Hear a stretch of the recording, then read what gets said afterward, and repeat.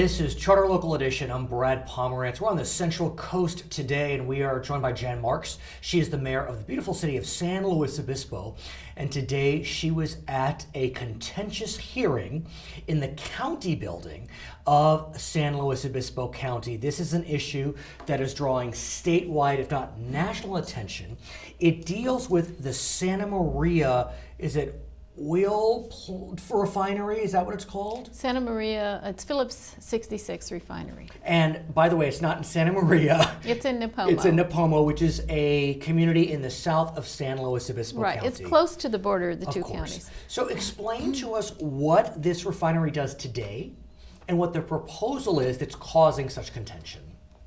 Right, well, it refines crude oil, and then it sends it via pipeline up to the Bay Area where it's further refined, and then it's sold.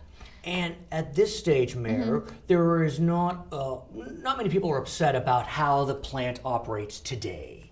It's the oil is going through pipes. They've been there for many years, and if everything stayed status quo, everyone would be copacetic. Right, and what's proposed is the addition of 5 rail spurs that would be used to accommodate 5 oil trains, each one a mile to a mile and a half long.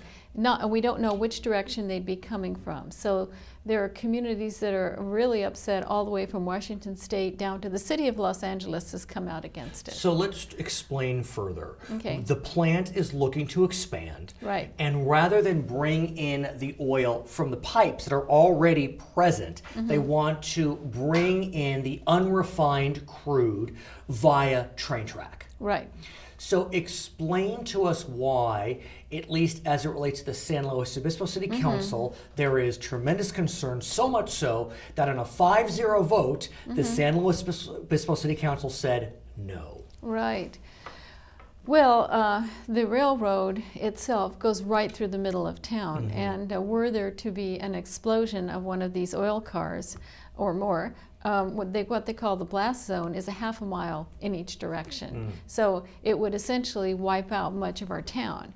But beyond that, the railroad to the north of our city goes through the Cuesta Grade, which is a very mountainous area. It snakes around through the mountains, and it's one of the highest propensity for derailment, one of the 5 areas that have been identified by Union Pacific as at risk for derailment. Has there been any suggestion, we'll put aside the city part, Yeah. that area in the Cuesta Grade would be fixed, remedied, revised to avoid those hairpin turns that could cause derailment? I don't think it could be done. This was all done in the 1890s by workers brought over from China, and there are lots of tunnels. It's very, it's amazing that it even happened. Really, it's an engineering miracle. So I hear what you're saying, but I'm wondering. Look, plane crashes happen, train crashes happen, car accidents happen.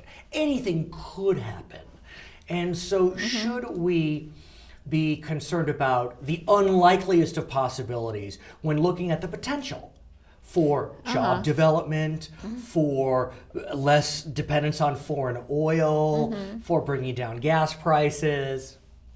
Well, what this project would do is to vastly increase the risk, because right now there is some oil that's being transported, but it's very little. Via train. By a train. And the other thing is that the length of these trains, at times there are many at-grade crossings, and at times you would have situations where a fire truck or the police or in the city of Oxnard, a military establishment, could not get through an intersection if the train were more or less stalled. But beyond that, what has people really concerned is having these explosive rail cars full of this highly flammable oil going through cities. So do we have experience with these explosions? I do have some recollection of, I think in Canada maybe, I think, was it in Philadelphia, was it? In Ontario and in West Virginia. There have been a number of them recently, and as oil by rail has increased, so have these explosions increased. How do these explosions occur? Well, they have I'm not an expert in this. Fair enough. But they have different ways of Right. doing it, and nobody knows exactly why. But part of it is just the sloshing of the material itself. Right. And then at the Cuesta Grade, for example, there's the Right. suggestion that Right. Well, once it derails, once you've got a derailing kind of situation, and railroads, rail cars do derail frequently. They don't always have explosive stuff in them. I Maybe understand. it's baling Right. wire or Right, something, right. But this would vastly increase the risk. And so that's, to answer your question, the risk would be increased. The benefit to the cities, and that's the it's question. not There's always there. a cost-benefit analysis. There's no benefit to the public. There's no benefit to the But taxpayer. what about the benefit of more jobs in Nipomo? Be 12 more jobs. Oh, really? Yeah. That's it. Yeah, and I wish, the city could probably create 12 Right. jobs to prevent this thing from happening. So let's talk about the hearing. Yes. There was a hearing today, and that hearing was before the Planning Commission of San Luis Obispo County. Why was the hearing held before that body? Well, because our county is the only entity in the whole state and the whole country that has permitting authority, land use authority over the project, because the project is not preempted, although it involves railroads. It is a private developer. So there's no federal involvement, for example? There's no federal involvement. And then it also will have to go to the Coastal Commission because it is in the coastal zone. It's quite close to the dunes. Well, the Coastal Commission has been fairly protective. We'll see what they do. So is there an order in which this is heard?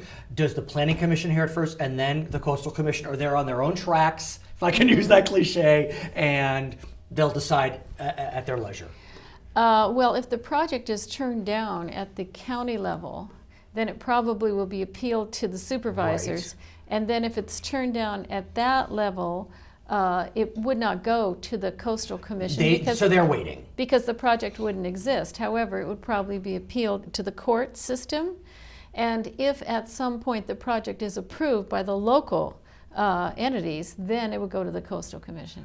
But if it's not a real project, it's not going to go. So tell me about the hearing. Yeah. Was it raucous? No, it was quite orderly, very well organized. They allowed the elected officials to go first. There were including yourself? 14 of us. Yeah, I did testify. And then, it was not only the county hearing room, but also the Fremont Theater, which holds about 700 people, and also the city-county government library, community room. How many people attended? I don't know. In your mind, I mean, it was jammed. In my mind, I'd say probably around 800, but I'm not sure. And do you have a sense as to the proportion of those that were supporting the project versus those opposing? Right. The people who were involved in support of the project basically are paid by Phillips 66. I haven't come across anyone that I know of, the commissioners will have to sort that out. Sure. Who's just like a regular citizen who will say, "Oh no, bring that oil through." So if I went to that hearing this morning, 90-10 against, I mean, could you feel it in the room? Yeah, it was, and there were high school students. Oh, really? The student body, ASI, the Associated Student Incorporated of Cal Poly, the student body president and the whole student body cabinet voted in favor of opposing the project. What a great civics So lesson that's for them. 20,000 students. Wow. Her name is Jan Marx. She is the mayor of the beautiful city of San Luis Obispo. We will keep you up to date on the goings-on with regard to the expansion of the Phillips 66 Oil Refinery in Nipomo, California. My name is Brad Pomerance on the Central Coast. This is Charter Local Edition. Thank you.